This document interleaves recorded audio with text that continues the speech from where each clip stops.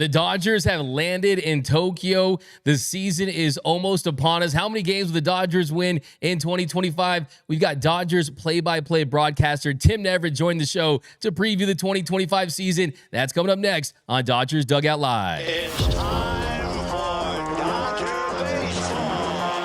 Welcome to Dodger Stadium. This is the golden age of Dodger baseball. The Dodgers are building a dynasty. You got it, Roy, the parade.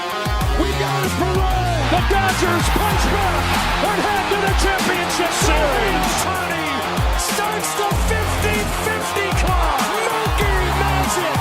Freeman hits the ball to right field. She is gone. Start the party, Los Angeles. Your Dodgers have won the World Series. Think blue, bleed blue, and I'm out. What is up, Dodgers Nation, and welcome to another episode of Dodgers Dugout Live, the #1 Dodgers show and podcast on YouTube. My name is Doug McKain. You can follow me on X and Instagram at DMac_LA. We are just Freddie Freeman, Corey Seager days away from Dodgers opening day. It's so close, and joining us today to talk about it is Dodgers play-by-play broadcaster. He just got back from spring training. He's already jumping into the Big West postseason tournament. The great Tim Neverett joins us today. Tim, first of all, I mean, just switching gears, going from baseball to basketball, man. You're a busy guy right now, my man. Yeah, I do miss Rick Monday though, because you and Mo, man, you and Mo are a great combo. We sit next to each other quite a bit, both on and in and out of the box. But no, it's something I do each year where I've worked with the Big West Conference and their commissioner Dan Butterly for a lot of years over at the Mountain West Conference, and he has me consult on some broadcast issues, but also put together their national broadcasts for their tournament every year. And I worked them and did 4 games yesterday. Yeah, I mean, I had to jump right in and switch gears. It was hard. I really wanted to, say there was a fly ball that was over the wall, but we couldn't do that yesterday. But, have some more games today on ESPN and I'm on Sirius XM later in the week. Friday, and then men's championship on Saturday, and then head back to LA, and then Rick and I will be in a studio calling the games from Japan, from El Segundo. Yeah, just kind of talk about heading into that process. I mean, things that you're gonna have to do differently. I mean, you're gonna be waking up at 2 a.m. and heading over to the studio. Just how's that gonna work out for you? No, we wake up earlier than that. We'll be because Rick and I only live about 5 blocks apart from each other in LA. So we commute together. So whenever we play the Angels, we drive down and back together. Whenever we go to El Segundo, we go together. So we'll probably leave where we live around midnight. So you got to take a nap. We did it last year in Korea too. So when they were in Korea, we were down in El Segundo also. So kind of learned how to do it, but you got to take a pretty strong nap, force yourself to sleep during the day, then get up, sometime a little after dinner, and then just really flip the clock in your head. And you just have to do it. When you go in at midnight and you get ready for a 3 a.m. game, there's a lot to do. So you get ready like you would a normal game, with the big exception that you're not there. The only thing that we can do is before they take the air, we're looking at the monitors and we can hear what's going on in the stadium. There's not a lot of stuff to get excited about unless you're watching BP. And if they take BP on the field, maybe the cameras will be hot at that time. We'll be able to watch that. But, we do the best we can with it. Not being there, it's a little bit different. But I think when you listen on the radio side, if we don't tell you that we're not there, you might not notice. And that's our goal, is to just make it sound like a regular game. We don't have the same point of view like we normally would. We're watching the pitching and everything the same way you guys are at home. You're seeing the same feed.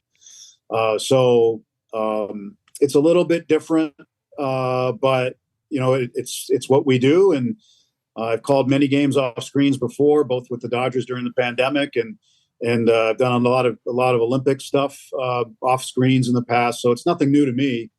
And this is the way they want to do it. And it's fine because I'm happy about it because it gives me a chance to come to Vegas and do a little basketball in between the games and then get back to LA. And then we get a couple of days off while the team travels back. And we're not as jet lagged as they are, although we are fatigued after flipping the clock 180 degrees for 2 days and then have to flip it right back. You do get a little fatigued for that one day, but it's okay. We're fine with it, and we've done it before. And our job is to make it sound like any other game, and that's our goal, is to do that. Yeah, and you guys are such pros. I mean, like you said, I mean, you hear it on the radio, you're not going to notice a difference. That's what I love about it, too, is hearing it on the radio that same day. I know you guys are running it all throughout the day, but you're at spring training, and so many storylines heading into the spring training. You're coming off a World Series win, but you have all that new talent that they added. Shohei Ohtani throwing bullpens, getting warmed up to pitch again, and then he's hitting for the first time, hits a home run in his first at-bat. But I think if you had to pick the top storyline, at least on my end, it's Roki Sasaki making his debut, and the level of greatness that it looks like he has in just a couple of appearances. We go 7 innings, 7 strikeouts, 3 walks, no earned runs. Just what was your assessment of seeing Roki Sasaki in that splitter in person in action? It's crazy, Doug. Let me tell you. We normally with other pitchers, I can tell a lot of them out of the hand what the pitch is, right? Because I've seen about 1 million pitches over my lifetime, and I can kind of tell him. I mean, with Sasaki, I still haven't figured out the splitter out of the hand. And even when I look on the board to get a little help, it's not right yet. I mean, people haven't figured out how to determine what his splitter is, because he puts it way back in his hand, and as Rick Monday's been pointing out, it's more like a fork ball because it's so deep in his hand. But the other thing, I was talking to somebody in the organization who is heavily involved in his scouting and the acquisition of him, and he told me about how he cuts the splitter and puts pressure on the index finger sometimes on the middle finger. It makes it cut and dive. And I don't know how he does it. Maybe his arm is just the right length and his body is perfect for that pitch. I don't know, but I'm going to figure it out. I promise you, I'll figure it out eventually, but the hitters aren't figuring it out. And it's going to take them longer to figure it out than I think it will me and Rick, but man, it is something. And I agree with you. I think that was the storyline. I saw him pitch. You might have still been there, I think, when he pitched to live hitters. I think I saw you early in camp there, and he was there pitching to live hitters. And then he threw to some White Sox minor league guys. And we saw him piggyback with Yamamoto. And then he started the other day against Cleveland. I mean, think about this: 4 innings, 41 pitches. Right? And the only hit he gave up was a check swing, blooper to right field. The guy didn't even mean to swing. I think that, and again, I want to tap the brakes because he's 23 years old. He's making the biggest transition in his life, both professionally and personally. And it's hard. It's hard for people to go to a different country and perform at the highest level. But I just think of the fact that, I mean, he threw 17 consecutive perfect innings over there before Tadahito Oguchi, his manager, had to come take him out due to pitch count, and he would have pitched back-to-back perfect games. He struck out the side in the 8th inning of that second game, 2 Aprils ago, and just an amazing performance. But just watching him and seeing the potential, I mean, you're just blown away by it. But I don't want to, like I said, I'm not putting him in the Hall of Fame yet, right? I think we all want to jump the gun and see how great he is. But let's let him adjust. He's going to have his speed bumps. He's going to run into trouble every now and then. Everybody does. But, man, what I've seen so far has been extremely impressive, maybe more impressive than most young pitchers that I can remember coming up. Yeah, like Dave told us a couple weeks ago, he's not winning Cy Young after his first start, and he kind of want to push back on that a little bit. But you're absolutely right as far as just trying to figure out that splitter. I mean, I'm calling it the unicorn pitch, a 518 RPM on that. Most splitters are above 1,000, and it has the fade, has the cut. It goes up and down. The release point is so consistent. It's just mind-boggling. And imagine when he gets more experience using that slider in this Dodgers organization they're so good at teaching. But as far as debuts go, I mean, it'd be exciting if his debut was at Dodger Stadium or on the road against the Pirates. It'd already be exciting. His debut is on the road in Tokyo, in his home country, in front of 45,000 fans. I mean, can you think of a big league debut that's more anticipated than Roki Sasaki in Japan? Nope, I can't. I'm trying to. I mean, skating. I can't. I'm waiting to get some reports from some people on the ground over there. I have not talked to anybody yet, but I'm waiting to get some reports on the atmosphere. I'm trying to get, some atmospheric. What's it like over there? What's happening other than seeing Ohtani's picture everywhere? But I think that it's amazing. The other thing too, StatCast is having a problem differentiating the slider from one of his splits, the split that fades into the left-handed hitter. Because And splitters aren't supposed to do that. The first time he pitched, and I'm sitting with Rick Krajewski, who is known as the Oracle. Yeah. He is the stat and research maven, and he's sitting with me in the booth, and he tells me during a commercial break, he goes, the StatCast people got it all wrong, and they're recalibrating, they're redoing it, and trying to figure out exactly what he threw because they didn't have it right. And I said, that's amazing when this guy busts StatCast. So they'll figure it out, but I'm really impressed with Roki. I really love what he's doing, and I can't wait to watch him pitch again. He left me after that game against Cincinnati when he came in relief, wanting more. I think I even said that on the telecast. I said, he's left us wanting more. And then when I saw him pitch the other day against Cleveland, it was the same thing. I'm like, okay, 41 pitches. I know you're trying to stretch him out to 60. I was hoping he would go out for another inning for the fifth, but his work was done. I think everybody saw what they needed to see. When you see these big league hitters out on their front knee, swinging and missing terribly at these pitches, and they're going like, oh my gosh, what was that? That's impressive to me. So yeah, that's, I think, one of the biggest things. The underlying storylines, really, second base and center field still. I think sending Kim down is probably the right thing to do because he looked a little bit overmatched at times. When he first got out there early in spring, defensively, he wasn't quite there. I don't know if it was nerves or what, but he probably needs a little bit more seasoning on this side of the game. So, I think a lot of people expected him to just drop in and be this everyday second baseman. But again, a transition period, and he's a guy that reached out to a lot of Korean players, including Hyunjin Ryu, Chan Ho Park, guys who played for the Dodgers, to say, hey, what can I expect?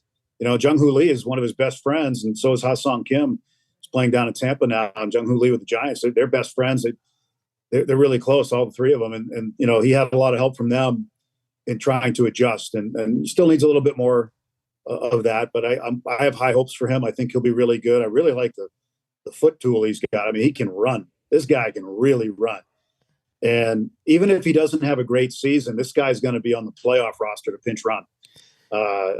This guy can fly, and that's been very impressive to watch.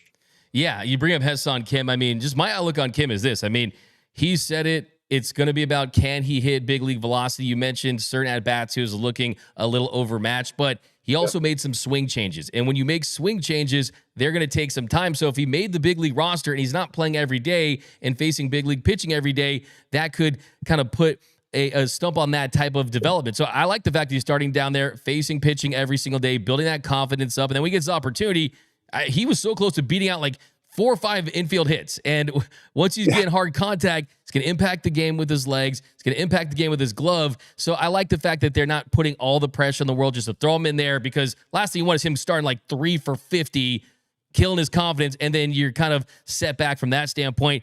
You mentioned center field. I think that to me is the biggest one right now. I mean, you got Andy Pages, hasn't had the greatest spring at the plate. You got James Outman, has struck out a lot, but he's also had some power too. Home runs, triples, doubles, things like that. His rookie season, finished 3rd in Rookie of the Year voting, hit 23 home runs, then had the sophomore slump. Really struggled at the plate, a 35% strikeout rate. Didn't really play on the big league club after mid-May, but the defense is really good. And you look at the corners, Conforto, solid-ish, passable defense for sure. I think Teoscar's going to be much better in right than left. You wonder, do they go defense over what Paz could do as from the offensive side as far as we can do in the box? That's $1 million question. I think they go with Pages, but it's nice to see Outman getting this late in the stage, getting into Tokyo, and just at least having a better spring this year than last year. Well, Pages kills lefties. Yeah. Right? So it's going to matter, like when you look what else we have in the division in terms of lefties, that's going to be, it's going to make a difference. Of course, he's got options left, so does Outman. But it wouldn't surprise me if those two came back and forth from Oklahoma City. It wouldn't surprise me if they both made the roster. Nothing really surprises me, but it does give the Dodgers a difficult decision to make. Right now, you got 31 guys. You can play 29 of them, or what is it, 29 Yeah. you can have active for the games in Tokyo, and then you got to get down to 26 by the time they play the Tigers later this month, and that's going to be a tough time. You look at a guy like David Bodie, who can play multiple positions. This guy had a great spring. Where does he fit in? Right? Is he going to make it? Rosario already was reassigned. There's a major league veteran, a guy who was was he the NLCS MVP or World Series MVP or whatever in 21? We blacked that out. I don't remember that. I know, because went the wrong way. Right way for him, wrong way for everybody else. Yeah. But anyway, so there was some talent in there, but they've got some tough decisions to make still. Outman made a little adjustment in his swing. He's still getting used to that. So we'll see how it all works out. But either way, I don't think there's a wrong decision. I think that they just have to try to make the best decision based on the circumstances. Yeah, I totally agree. I mean, Pages, he was second on the team outside of Teoscar Hernandez with a 917 OPS versus lefties last season. The idea of an Outman, Kike, platoon is kind of interesting, but you're 100%. I think the upside of Pages' bat and just kind of what he did last year when he was at his highs, I think he probably gets that initial opportunity to be the center fielder. Now, when I ask you about a player you're very familiar with, that's Mookie Betts. You covered him when he was with the Red Sox. You covered him with the Dodgers. He did something that's kind of unthinkable for most superstars, and that is being a 6-time Gold Glove Award winning right fielder and then taking on the challenge of being an everyday shortstop at age 31. I mean, just superstars don't do that. Last year had some ups and downs. Before he got injured, not a lot of people talk about it, but it was improving towards that. But what have you seen from Mookie this spring, and how different does he look this spring versus last spring and last year at that shortstop position? I've seen Mookie take a lot of ground balls, and you say, well, how did you do that? You've seen him play outfield most of his life. Well, almost every day with Boston, when I was with the Red Sox and he was with the Red Sox, I'd be at the ballpark in the afternoon. He's out taking ground balls at third, taking ground balls at short. He did it almost every day. He did it all the time. He does it a lot with the Dodgers. Did it a lot when he was playing outfield regularly with the Dodgers. And he always did it to stay engaged, to have a different, muscle memory group that he would use to throw or to go get a ball and move laterally, work his backhand. I mean, he did a lot of that, and it helped him physically, and I think it helped him mentally just to get him around the diamond. And he felt really good about it. But he'd have coaches out there with a fungo hitting him ground balls day after day after day. He always did it. But this year, I'm seeing him do something I don't recall, and that includes last year when he played shortstop. The way that he's charging the ball now and throwing on the run. And I think he got that from, there's a lot made about Troy Tulowitzki working with him over the winter.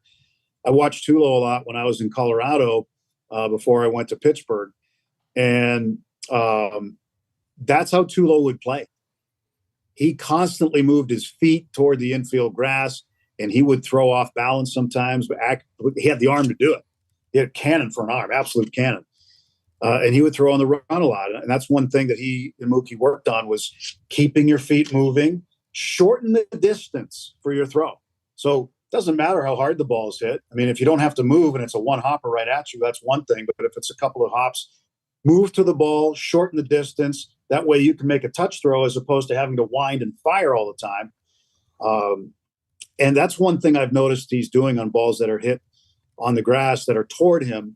I've also seen him cross over second base a couple of times and get those balls. He's improving his range. Thing is, he's so ultra competitive. If you tell him he can't do something or that he might not be the best at something, he's going to show you he is. That's just how he's been brought up in the game. And, he's just always that way. And he does it with a smile on his face while he's killing you. So I think that he could make a run. I'm not saying he's going to win a Gold Glove at shortstop, but it would not shock me one bit if he does. And that would be amazing to see, a former MVP, 6-time Gold Glover in the outfield come in the infield to play the toughest position, arguably, at short, and win one there. But that's his goal. He wants to be the best shortstop there is.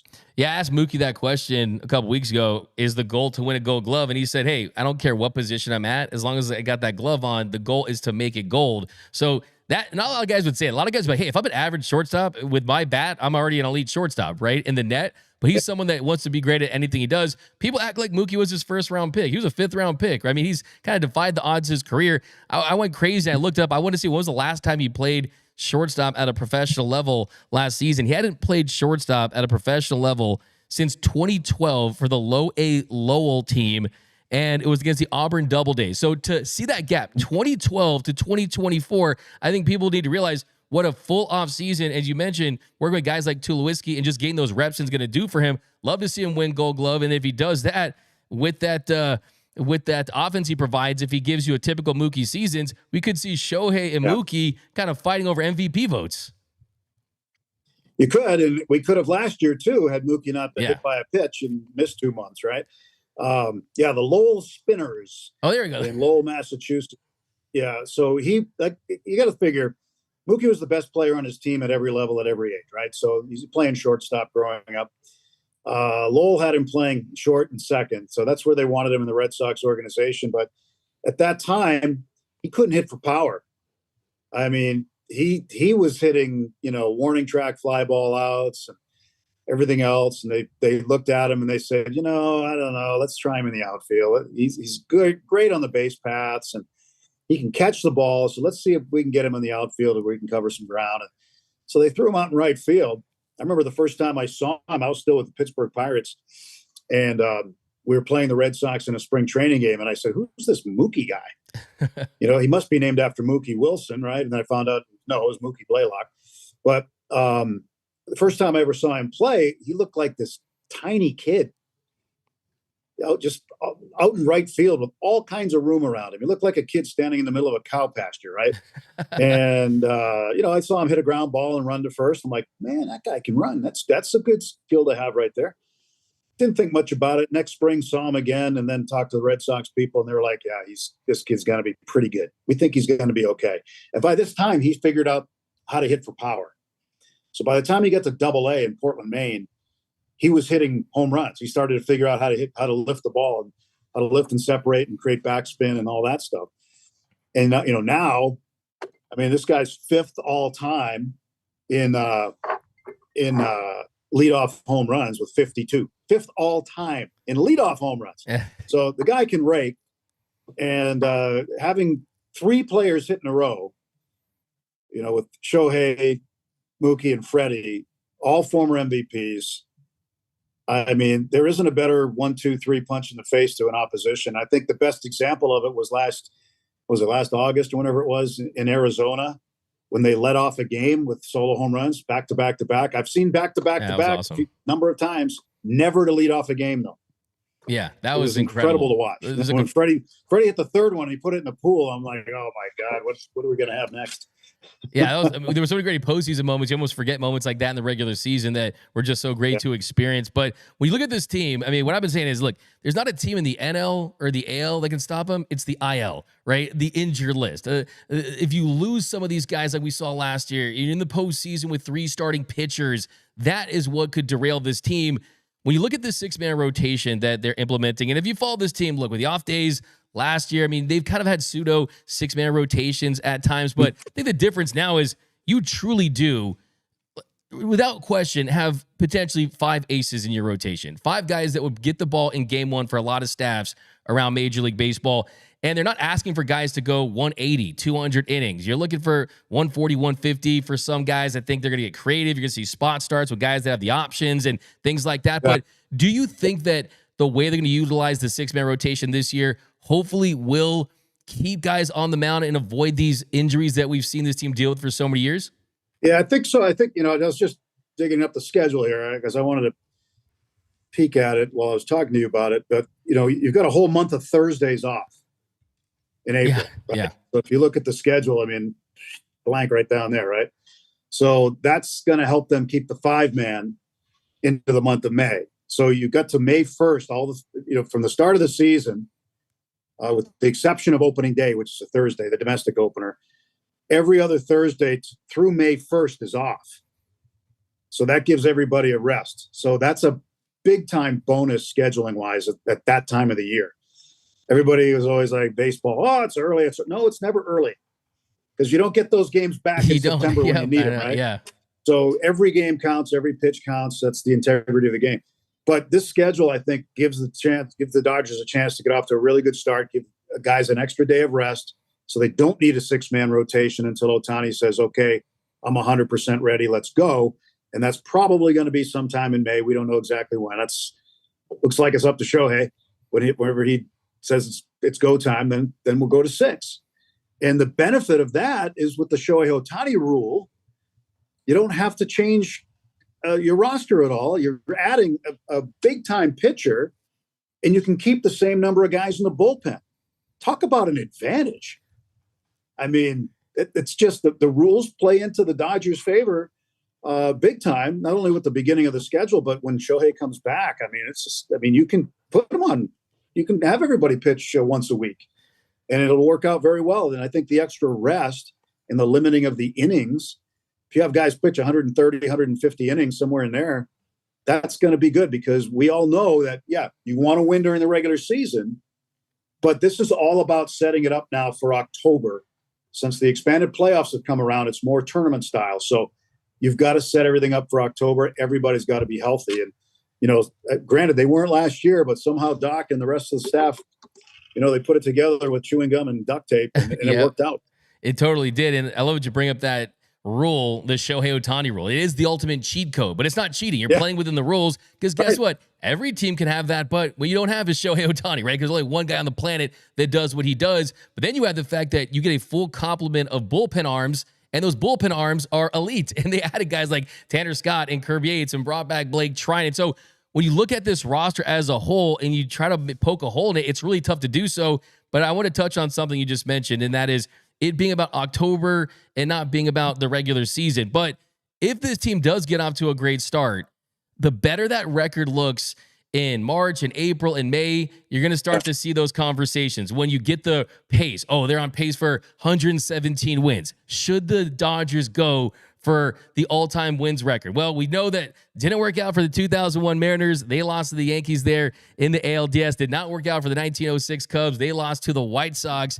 But I think for me, I'm starting to kind of change my mind because typically I'm with you. I'm like, forget it. Give me 98 wins in a World Series. I'll take that any day. But since they did win the World Series last year, if you can go for it and go 117 wins and then make a playoff run to win it all with the best record, you do put yourself in the conversation with the 27 Yankees, with the 98 Yankees, with some of those Reds teams, and you go down as one of the best teams in Major League Baseball history. Do you think that's something we could see in 2025 with this group? Yeah, I think it is. It's possible. But if and I can't speak for anybody else, I'm just saying, in my opinion, if I were running the ball club, if it was me, I would say we're getting prepared every day to win every day's game. We're trying to win a game, not just play. We're trying to win a game every single day. We're not going to punt on any games. And if you look at the lineup, and it's not like it was the other day, like if it's a Sunday lineup. No, the lineup's still good enough. We have major league players, top professionals. So we're going to try to win every game. If it was me, right? This is what I would say. I'd say go out there, play a win. And sometime in November, we'll add up all the numbers, see where we were, and then celebrate it then. But I would definitely not get caught up in the number of wins. I would try not to. But as you get closer to that number, the media pressure is going to be pretty hot. I think that this team is capable of doing it. Will they? Who knows? Who knows? I mean, you're going to lose games you should win. It just happens. And you're going to win games you should lose. That also happens. But the good teams find ways to win, and the bad teams find ways to lose. And we've seen this over and over again throughout a couple of decades in the big leagues now. And it's just it's so fun to watch and to go through a season day by day by day, from spring training all the way to the end, to see how things morph and develop, how rosters change, how attitudes change, how pitchers' roles will change. How teams rosters change. But it's a fantastic journey that we go on every year. And, you live and die by the schedule and you just love it. But I do think that they certainly have an opportunity to go out there and win an awful lot of games and make that kind of noise. Yeah, for me, it's always that 98 Yankees team, right? They won 114 games. They went 11-2 in the postseason, 125 wins that season with Jeter and Paul O'Neill, Bernie Williams, and David Cohn, Dave Wells, that team, Mariano Rivera, that great team. And you look at this Dodgers team, I mean, you got all these Hall of Famers, you got all these elite players. I mean, that to me is the team I'm chasing. And no one mentions the fact that they won 114 games. They talk about the 125 games. If someone asks you, Tim, like, who do you think is the GOAT, kind of the best team in baseball history? Is that 98 Yankees team? Is there another team that comes to mind? Is there a couple of teams?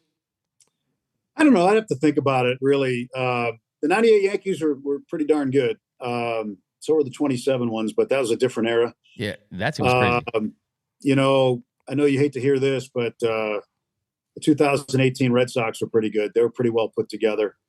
That was a pretty good team. That was really good. But there's, you know, wouldn't we all, maybe in the age of AI, maybe it can happen. Wouldn't we all love to see one team play another team, you know, to see if it could work and see how it would work out? I don't know. Some simulation. I would love to see that. I'd be totally here for that. I wouldn't mind Absolutely. watching. I'd watch some of that. I think that would be kind of fun if you could pick your like the 98 Yankees against the 24 Dodgers and see, you know, put them out there for a best of 7, see what happens. Yeah. We'll see who the better one was, but I think that that'd be a fun thing to do. I don't know. And you were in the clubhouse in Arizona. You've talked to the guys. How many of them, in a polite manner, said, you know, hey, that was last year. We're focused on doing it again, right? They're focused on what's happening now. World Series, parade, celebration. That's all yesterday. A lot of teams aren't like that. A lot of teams still have that hangover. And I felt that too when I was in there and talking to players and just experiencing the atmosphere. Like everybody was sort of like, it was great, greatest thing ever happened, but we have a new mission, and that's to do it again. And that seemed to me to be the main focus, is they would compartmentalize and put yesterday in yesterday's column, and they are just focused right now on doing it all over again. Yeah, all of them. Every single person, every single player, coach, whoever, that's the sense that I got. Because I think my read on it is last year it was like, oh, the cloud of, oh, it looks, you signed Shohei Ohtani. If they didn't win a World Series, you couldn't say it was success. I mean, it is success for tickets and revenue, everything like that. But if they didn't win a World Series, it wouldn't have been a success. But last year, you win a World Series in year 1 with Shohei Ohtani. Any doubters that said that this organization couldn't win a regular season, 162 games plus playoffs in front of fans, World Series, well, you put that to bed. But I think that I get the sense that they're as motivated because they know how special this roster is. They know the talent that's with this group right now, and they know they have a chance to do something special. Go back to back. Maybe go for the all-time wins record for the regular season, and they realize that, so they want to take full advantage. And I think for me, it's, hey, do you stay healthy, and do the players that are in their primes stay there? I mean, does Freddie Freeman continue to be baseball's version of fine wine and age like he has? And same with Mookie Betts and Shohei still in his prime. I think you got to feel pretty good about that. But if there is one thing that you look at for this team that concerns you at all, is there anything that comes to mind, Tim? You try to punch holes in it, you know, and it's what like do you you said find? before, I mean, it's hard to. Interesting. You know, we had a get together just before we left Arizona with all the broadcasters that were in Arizona. We have a little function at one of their houses every year, and it's great because we get everybody together at the same time, right? So you see all the broadcasters from all the teams that train in Arizona and that you've been friendly with for years, and we had these conversations, these exact conversations you and I are having. You know, here we are. This is our job, right? We're around it all the time. We're at a party together. What are we doing? We're talking about our jobs. We're talking shop, which is great because that's what we do. But a lot of people would say we look at your team, we can't find a hole. You know, this is from divisional opponents, non-divisional opponents, people who follow the game as closely as you do, and yeah, and it's kind of like, okay, now I know I'm not crazy to say that I can't really find too many holes here. You know, the bullpen, what it's going to be on opening day is going to be a little different, you know, a month down the road or so when you get Evan Phillips and Michael Kopech back. Those two guys are seriously good, high leverage relievers. And I mean, from the 5th inning on, you've got all-star coming out of the bullpen. It's crazy to look at the guys that they have coming out of the bullpen. I mean, you got Kirby Yates with an unbelievable split. You know, you got Blake Trinan with the sweeper that is back. Last year he had it back. He didn't have it 2 years ago, but last year he had it back. You got Tanner Scott, who gets righties and lefties out. Lefties, good luck. Ohtani couldn't hit him, so we went out and got him. Yeah, so exactly. Make sure that he didn't have to face him anymore. Yeah. The bullpen's going to win you a lot of games, and we can't discount that. They're going to get hit too, right? Sometimes they're just going to get hit. It's just the way baseball is. Those guys who have the bats in their hands, they practice too, right? They work out too. They're professionals also. They're going to get a hit once in a while. It's just the way it is. And I know people get all upset when a bullpen, blows an inning or blows a game or blows the lead. Don't worry about it. It happens. Don't boo. Don't get upset. This is baseball. It's why they play 162. He might shut it down the next 12 times he's out there, whoever it is. But it just happens. This is baseball. And that's the greatest thing about it. It's an imperfect game played by imperfect people that fans think, that real fans of the game think it's the perfect game, right? But it's a lot of fun, and I love to watch every pitch. I really do. And I think that there's a lot of fans a lot of people like you, Doug, that follow the game really closely every day, and a lot of fans that do it too. So, we appreciate them following along with us. Yeah, it almost feels like we kind of just need that first 3-game losing streak of the season just to kind of bring us down to earth just a little bit. We've been riding that high of that Yankees win for so many months now. But I think I'll ask you too is Clayton Kershaw is coming back, and you almost don't talk about him as much just because of the roster like it is, how long he's been on this team, heading into his 18th season with this franchise. Just 32 strikeouts away from becoming the 20th member of that 3,000 strikeouts club. Just kind of being around him over the years, is there kind of a story that kind of sticks out of just kind of watching how he goes about his work and how much you looking forward to him getting back on the mound this year? Yeah, I want to see him get that 32nd. I think that's going to be incredible, an incredible moment. I've seen guys get their 2,000 and things like that. I think I saw him get his 2,000. I've seen other guys get their 2,000. 3,000. I mean, that's automatic Cooperstown. I think. I really think it should be for a pitcher. He's going in anyway. Yeah, he'll probably be a first ballot guy, and he'll have a Dodger cap on when he goes in the Hall of Fame. And I think for his legacy, to be with one team his entire career is more the exception than the rule now. And I think he's a throwback guy. Last year when I had a conversation with him in Arizona. I remember him telling me, he goes, "I'm not done yet." He goes, "I got a lot of bullets left in my gun." He said, I think I can still go a little bit. And it's harder when you get older, but he looks like he's in pretty good condition right now after the surgeries. And if he was going to hang him up, why get the surgeries, right? Let's let him heal on their own. But he wants to get out there and compete. And this is, I think, a very important year for him personally. He wants to get some things done, but being part of a world championship team last year and not being able to participate probably chewed at him a little bit, because he did participate in 2020. But it was all different because of COVID. I think he wants to be a big part of October, and who wouldn't want to be, obviously, his personal goals are not going to get in the way of the team goals. But it should be our pleasure to watch him every time out, because we know that the time that we have left to watch him is shrinking. Eventually Father Time gets everybody that plays baseball. And you want to see him go out on his own terms. You want to see him go out with all the accolades. And I think he wants to go out a world champion again. Maybe it's the end of this year, maybe not. But we're watching a throwback classic pitcher. And every time he's on the lineup card, it should be must viewing TV or must listen to radio, because we don't have that many starts left with him as a Dodger, as an active player, whether it's this year, next year, whenever. I mean, just everybody's career comes to an end at some point in time, and he's had a stellar one. Yeah, my dream is Dodgers Astros in the World Series.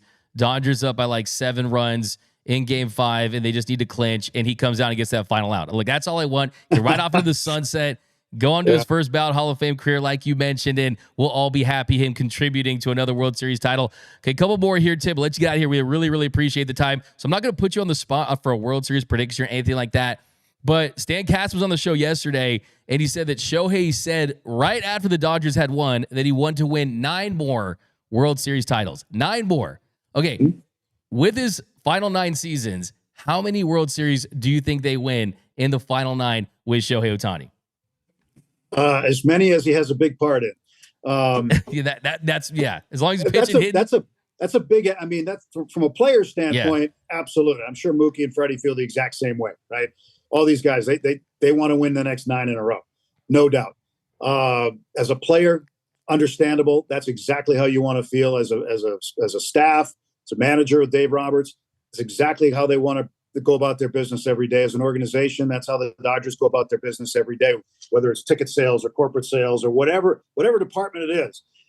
They all go about it like they're going to win the next 9, and they have to. And I totally agree with the statement.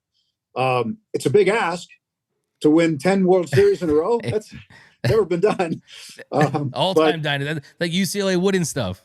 Yeah, but after being around Shohei for a full year and being around Mookie as long as I have, I don't put anything past those guys. Okay. I don't. And like I said, those guys, sometimes they surprise you even as great as they are. Like that Thursday afternoon in September in Miami when Shohei went off. I mean, I've never seen a player have a game like that. I may never see it again. And we talked in preparation for the game, we're looking at, okay, when do you think he might hit that 50-50? Excuse me. When's that going to be? Probably not today, but it's mathematically reachable today. I remember we had that conversation, Rick Monday, Dwayne McDonald and me in the booth before the game. So if he starts getting there, let's have some stuff ready and whatnot. And sure enough, he got closer and closer. And when he stole his 50th, it was third base. I mean, it wasn't even contested. And then he hit his 49th. And we're like, oh, boy, this is going to happen. And we were starting to think this is going to happen today. And then he got the 50th off of Mike Baumann, the one he hit to the opposite field. And as soon as it left the bat, I thought it had a chance. And it was kind of where I sat. It was a little bit offset toward the first base side of home plate. And I was looking kind of down the third baseline. And I could see the ball like curling this way. And I thought it had enough height. And I'm thinking, hey, that's it. There it is. And sure enough, it went out. And that was like nothing I've ever seen. I've never seen a guy have 50 and 50, and no one has. And who knows if we ever will again. So we're going to 10-peat. We're going to 10-peat. We're going to win the next 9. I love it, Tim. My favorite thing, of course, other than just the outstanding performance from Shohei that day, was that kid in the stands that was holding that sign saying, I skip math to watch history, because it was during the week. So, yeah, it was just an incredible day. We'll never forget that. It's one of the all-time great performances. Our last one here, Tim, you're adding another World Series ring to your collection. Have you seen the ring? What are you going to do with the ring? And how excited are you to put that on? And what are you going to do? You're going to wear it a lot, or how are you going to get down with it? Well, if I wear it, it adds like 20 pounds, right? These things are so heavy. I'll wear it a little bit first, and then I have a place where I keep my other ones. I've got the same jewelry collection as Mookie, and I reminded him of that not too long ago. And I said I'd like to continue to have the same jewelry collection. So no pressure, but let's go. So this was an important one for me personally because I've got 3 sons. And, we're pretty close. And, one of them works in baseball, the AAA level, and the other guy's working sports too. And so, we're having a conversation a couple of years ago. They're saying, hey, Dad, when you croak, we only have 2. We got 3 bulls. What are you going to do? How are you going to split up the World Series rings? And I'm like, just have to get another one. Then you guys each get one. So the Dodgers win the World Series. I think it was the next day. My youngest son sends me a text, and he goes, nobody's more excited than me. That's awesome stuff. That's awesome stuff. So he's getting it. So he'll get that one. Yeah. Nice. You can adopt me, and then when you get the 4th one, I'll get the 4th ring. Is that cool? No, I'll just mess with you, Tim. But also, guys, if you haven't yet, go pick up COVID Curveball, an inside view of the 2020 Los Angeles Dodgers World Series championship season. I know a lot of you already have that book. It's had the 5th year anniversary of just when this whole thing went down. And such a great book. And I remember, Tim, reading in that book your what's next part at the end, and you were talking about advertisements on jerseys and all this stuff. And I was like, really? What? And then every single year, you kind of add one of those things to modern day Major League Baseball. So yeah, it's a great book. I also too remember in the book, you mentioned that story when Mookie reached out to Kershaw to say, hey, can I go address the team and tell them about some of the things in 2018 that the Red Sox saw with the Dodgers that allowed them to win that World Series. I think that was a great moment. But yeah, you kind of remember any of those things that kind of Mookie was talking about? Yeah. He was, brand new to the team. And granted, he was Mookie Betts, right? He's a pretty good player, one of the faces of Major League Baseball. The Dodgers now have him. And it's his first spring training, and he understands. He's respectful. Guys have been there. Kershaw was the veteran guy. So he's like, hey, would I be overstepping if I, talk to the team? I just played you guys 2 years ago, and here's how we prepared for you and that kind of thing, and what we saw and what I think we need to do here. And everybody was like, yeah, man, you're Mookie Betts. Go ahead. And he did. He does everything in a respectful way, in a very, very good and respectful way. I think that really opened some eyes. I think that was really when he took that next step into being a really good clubhouse guy, good clubhouse leader. He's always been a good clubhouse guy, but when he was in Boston, he was just one of the guys in the clubhouse. We had guys like David Ortiz in there, right? Who are running the show. I mean, it was David's team, right? Big Poppy's team. And, Mookie was a young player, and he lockered right next to Xander Bogaerts and Jackie Bradley Jr. and Dustin Pedroia was the next guy over. And, Dustin was a leader. He'd been a veteran there. And Mookie was still, climbing up the ladder a little bit. Now that he's unquestionably one of the top guys, one of the top leaders in all of baseball. And he's done everything the right way to get there. Yeah, it's great to see. I'm sure it's been really cool for you to see the evolution of Mookie. I've always kind of said the last couple of years with Shohei, it's Shohei's organization, but it's kind of Mookie's team. That's kind of how it feels, just kind of with how he carries himself and just how he's played and just been in that clubhouse as a leader. But Tim, we know you got to run, covering the game, broadcasting the game, the Big West tournament. We can't wait to listen to you all season long. Can't wait to listen to you call the Tokyo series March 18th and 19th against the Chicago Cubs. You and Rick Monday over there on AM 570. But thank you so much, Tim, for joining us. Really appreciate the time. And yeah, have a great season, my man. No problem. Anytime. Happy to join you, Doug. Love talking to your audience and getting ready for Dodger baseball. It's going to be another memorable season. I don't see how it can't be. I mean, this roster, this team, this fan base, it's absolutely sensational. So, don't worry. They're going to lose a game here and there. They just do, right? It's baseball. Don't worry if they don't go 162-0. It's not the sky's not going to fall. But this team's going to win a lot of games. It's going to be super entertaining. And Rick and I are really happy that we get the chance to relay our vision of the game to the audience, and it's a lot of fun for us. Yeah, you're very popular in the comments. A lot of people going off, thousands of comments. Says, when I hear Tim's voice, I immediately know it's Dodgers. That's from Ella Shiva Jones. So again, a lot of love in the comments, and we'll catch up with you at some point this season. But have a great season, Tim, and enjoy the Big West tournament too. But that is Mr. Tim Neverett. You can follow him on X. You can catch him on Sportsnet. You can catch him on AM 570. Lots of great insight, lots of great nuggets. And look, I mean, I think my biggest takeaway is the more you talk about this Dodgers team, it's tough to find a flaw with the roster that they put together.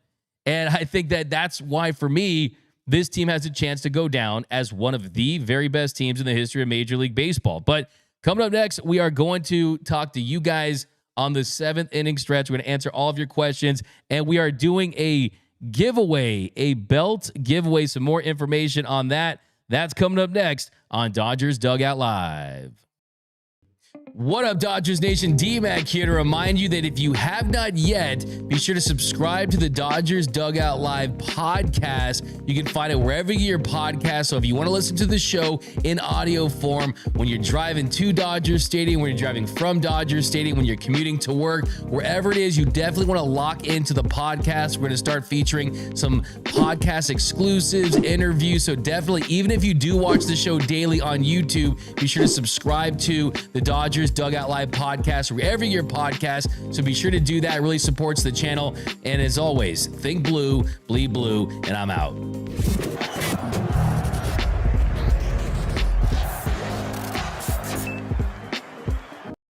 Welcome back to Dodgers Dugout Live, the number one Dodgers show and podcast on YouTube. So an announcement, we are giving away a really awesome belt to a Dodgers Nation Discord all access member.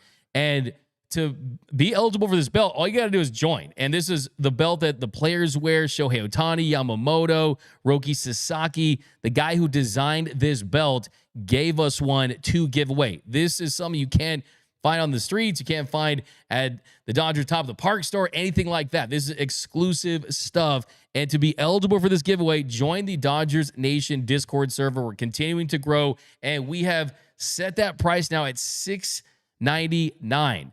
And we're doing that because we want to get as many Dodgers fans as possible. You're going to get behind-the-scenes content. You're going to get merch. You're going to get all kinds of awesome stuff. You're going to be able to call into the show. So join it. I'm headed to Tokyo tomorrow morning, and I'll be throwing stuff in there as well. So be sure to do that. Go over to the Dodgers Nation Discord to join that. And also, if you haven't yet, comment Rookie of the Year down below in the comment section, so you are eligible for our giveaway at 120,000 subscribers. We are giving away a number 11 Roki Sasaki authentic Dodgers jersey. But hey, I don't care who I have on the show, how long the interview is. I've got to talk to Dodgers Nation. So here we go on the 7th inning stretch. The 7th inning stretch.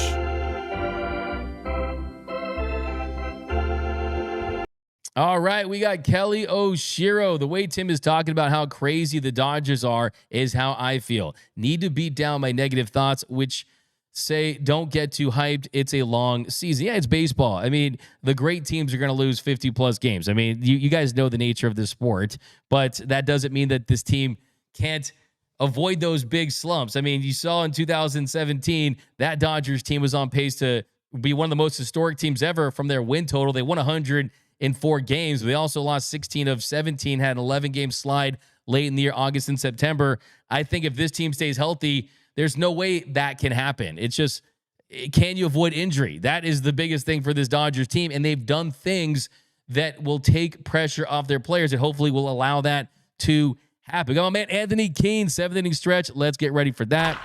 Uriel says, leaving to Japan this weekend. We got True Blue Fan 23, Rookie of the Year. Let's go, D-Mac. Looking forward to all the content from Japan. We got to tomorrow, Rookie of the Year. We got Prone to Thrill. I went to Tokyo around 2009. That's awesome. So we got Modern Leper. D-Mac, do you think that we could swing a trade with the Yankees, including Gonsolin or May and CT3?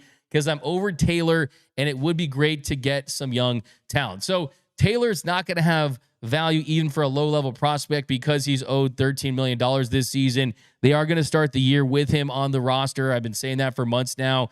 And it didn't matter what he did during spring training. They want to see what he can do in his role, getting a handful of bats in the regular season every single week. So can you swing a deal with the Yankees for a starter because you have a surplus of that with Gonsolin May? Sure, it feels that way, but I'm not doing that now because I think you could regret it. You could regret it because you want these starting pitchers to stay healthy. Let's go a couple months of the season where it looks like we're not having any issues. And even if they do, and they do stay on the mound, all it takes is one pitch. All it takes, look, you had Tyler Glasnow have an all-star season, and then in August, he was throwing a bullpen, and he felt something, and we never saw him again. You lost Yamamoto for almost 3 months. Okay, so you got to keep starting pitching. You can never have enough of it.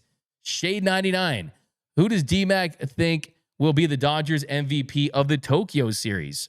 Got to go with Shohei Ohtani. He's a man of the moment. He truly is. First game with the Dodgers. Hits a home run.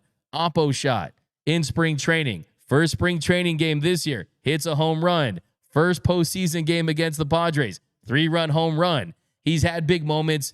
WBC, striking out Mike Trout to end things. This is someone who does not shy away from the big stage. It's going to be his moment. This is historic stuff. There'll probably be books written about just this visit. That's how big it is that the Dodgers are going to Tokyo in their current state. Kelly Oshiro, the 5-man rotation is really a 6-man rotation in March and April because of the off days. Then in May and June, they have 2 stretches of around 19 games with no breaks. So they'll need Show or Gonsolin to start those. And hopefully nobody has gone injured. Yeah, I mean, that's how it's going to be mapped out. It's going to be based on the schedule. It's going to be based on the workload. I mean, we even saw guys with the off days last year. I was talking to Glass now saying you get 7 days off.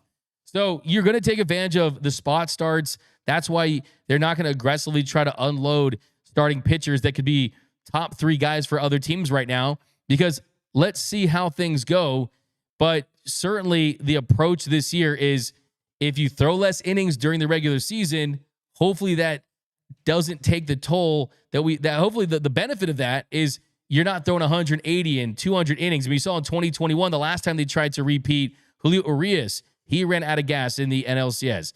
Walker Buehler, he ran out of gas. Max Scherzer, his arm, he had the dead arm. So they can't have that happen again. That's what happened the last time they repeated. So the good thing is they went out there and they got a ton of starting pitching. You got elite guys, but all those guys have question marks surrounding them with their injury history. So that is why it is going to be almost an experimental year. Don't forget, you got Kershaw coming back as well. We've got, let's look at our comment of the show too. We got to look for that one. We've got to MG. Can the Oklahoma City Comets beat the Chicago White Sox? We sent down a lot of big dogs: Rosario, Rushing, Bodie, Kim, Chavis, Gallegos, Miller. Those guys start on a lot of other teams a lot. Hey, I'd pay to see it. I think it's a good chance. But I think Miguel Vargas would go 4 for 4 in that game. Michael Hoffer, outfield defense could be weakness. Conforto and Teo are average at best, and if Páez plays center field, he is below average. What do you think, D-Mac? I think that I've been saying that for months now, is that this organization will sacrifice defense for offense. So if Teo is a 30% above league average hitter like he was, dominant against lefties, hits 30-plus home runs, you can live with average to below average defense in right field. Conforto, same thing. Passable defense, above average bat. Center field's the interesting one, because if Páez can't hit and he struggles, then do you trade that off for James Outman, who's a much better defender but has struggled? Like I said, it's interesting to have the possibility of a Kike Hernandez, James Outman platoon, and then Kike is someone who maybe with the goggles, maybe with those goggles, maybe with the glasses, they found the stigmatism that he can maybe be better and more consistent, because throughout his career, when he's given the opportunity to be an everyday player, he has been a below average bat. I get that question a lot here. Why isn't Keegan an everyday player? Because when he's an everyday player, one, you lose the versatility. You can't plug him at third, short, second, corner outfield spots. Hell, pitch in a blowout, right? And when you put him at center field, you're not going to get that, but maybe in a platoon role. But yeah, we'll see. And look, who knows? Luis Robert Jr. That's all I'm going to say. Center field, if they want to make that move, Luis Robert Jr. and Outman are around the same age. I mean, Outman turns 28 in May, but that is a question mark for sure for this team early on, is the outfield defense and who gets that job early on in center field. BJ20, hello from Costa Rica. Do you think B. Snell will be able to win his third Cy Young Award with LA? Do I think he'll be able to? 100%. If Blake Snell is healthy, he's going to be a top 5 Cy Young votes getter. He was great after he got healthy last year. He was actually statistically the best pitcher in the sport down the stretch, and throughout his career, he's pretty much been the best second half pitcher in baseball since he started off. So I absolutely think that another thing with Blake Snell is with the 6-man rotation, when guys go out there, to have a 6-man rotation, you need guys to give you 100 pitches and go deeper into games. That's kind of how it works. That's the trade-off, is getting quality starts. So that's going to be the big question, is do these guys get the innings, and do they try to miss time anytime to give them a breather during the season, knowing the goal is October? So it's really just about the rate stats are going to be there. Will the counting stats be there, and will they be eligible? We've got MG. We should have the Dodgers broadcasters and media team have at-bats against every pitcher on the staff at the end of spring training so they can paint the picture for us when broadcasting. I love that idea. By the way, I'd probably take Blake Snell deep. I'd probably take all these guys going yard, man. You know, when I mean maybe make contact on a guess once. Ellis Shiva Jones, Justin Turner wearing a Japanese kimono is hilarious. Ellis Shiva Jones, I predict that the D-backs will compete intensely with the Dodgers this season. I could see it. Paul Nanny, I know some guys that played against Mookie in high school, and they all say Robbie Ray was the best hitter. Interesting stuff. So the Dodgers have landed in Tokyo, and we got some pictures. Oh, here's the shot. Look at this. Look at the Dodgers. This is their plane leaving from Arizona in Tokyo to Tokyo. It's a big Boeing jet, and all the players, staff, coaches, broadcast team. I mean, it's a loaded plane, families, and they're all headed to Tokyo. They're actually already in Tokyo. There's video. There's shots of them in the Tokyo Dome. Here's the players getting on the plane. So it's exciting stuff. It truly is exciting stuff to see this. And the players were actually asked about what they're going to do on the plane. We'll get to that next on Shohei, what are your plans for the 12? Just sleep. Pull a Shohei and stay up for 3 hours. I'm going to sleep for 5 hours. I'm going to wake back up. Shohei, what are your plans for the 12-hour flight? Just sleep. Pull a Shohei and stay up for 3 hours. I'm going to sleep for 5 hours. I'm going to wake back up, watch some shows. Sleep. Play games on my phone. See how much I can sleep. Watch some shows, sleep for about 6 hours, and then get ready for landing. Sleep, watch some shows, and sleep. Sleeping and then watching movies and just being lazy. Sleep, watch my iPad, series, movie, eat. Probably watch a couple movies, take a nap. I don't know. Figure something out. I'm gonna go sleep. Try to stay up for the suggested 5 hours. I don't know if I'm gonna make it, but watch some shows, get some sleep. We'll mix it up a little bit. Sleep, watch some shows, we'll see. Hopefully sleeping and maybe some other movies. Trying to entertain my son the entire time and sleep.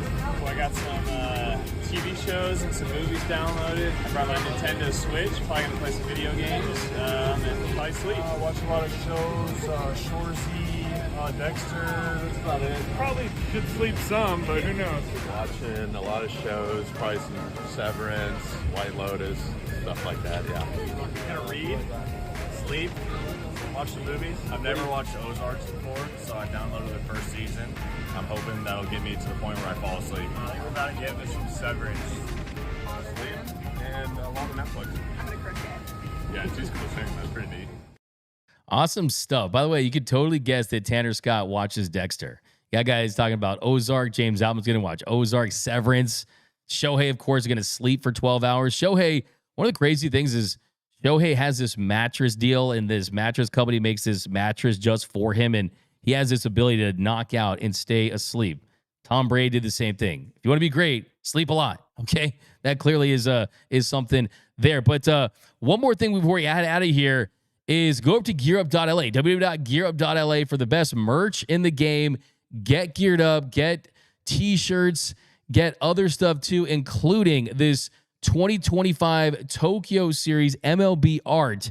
It's a limited stock, just 350 posters. This is really cool. You got the baseball, you got the bonsai coming out of it.